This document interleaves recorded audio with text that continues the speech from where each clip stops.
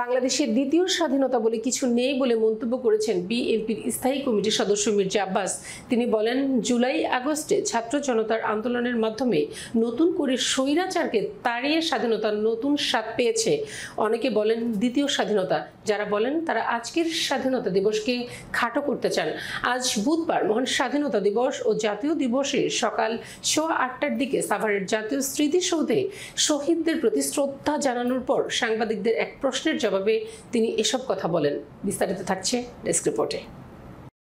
মির্জা আব্বাস বলেন, এখন দলীয় আদর্শের ভিত্তিতে হয়তো আলাদা কথা বলছি, কিন্তু যখন প্রয়োজন হবে তখন বাংলাদেশের জনগণ স্বাধীনতা সার্বভৌমত্ব রক্ষার এক হয়ে যাবে।